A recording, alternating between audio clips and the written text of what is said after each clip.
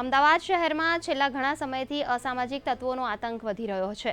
આ આતંકને ડામવા પોલીસ વિભાગ દ્વારા એક્શન પ્લાન પણ તૈયાર કરાયા છે। તો આગામી રામનવમીના તહેવારને લઈને પોલીસ કમિશનરની અધ્યક્ષતામાં ખાસ બેઠક યોજાઈ હતી, જેમાં અસામાજિક તત્વો વિરુદ્ધ કરેલી કામગીરીની સમીક્ષા કરાઈ હતી। સાથે સાથે શહેરના અનેક વિસ્તારોમાં સીસીટીવી કેમેરા ગોઠવવા માટે પણ ચર્ચા કરાઈ હતી।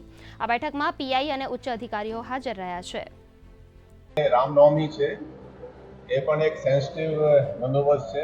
એના અનુસંધાને પણ આજે થાના અમલદાર, એસીપી, ડીસીપી, સિનિયર અધિકારીઓની આપણે અહીંયા મીટિંગ રાખવામાં આવી છે। એની સમીક્ષા કરવામાં આવી, કેમ કે કાયદો અને વ્યવસ્થામાં કોઈ કોમનલ ઇસ્યુ ના થાય એ સૌથી ઇમ્પોર્ટન્ટ છે।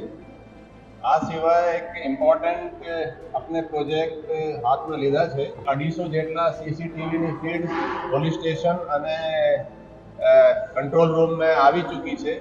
એટલે ટૂંકમાં જોઈએ તો આ 14,000 સીસીટીવીનો પોલીસના ઇનિશિયેટિવથી એ લાગ્યા છે અને એની સીસીટીવીનો ઉપયોગ પણ આપણે કરી રહ્યા છીએ લોક ભાગીદારીથી। એમાં જીટીપીએલની આપણે ખાસ હેલ્પ લઈ રહ્યા છીએ।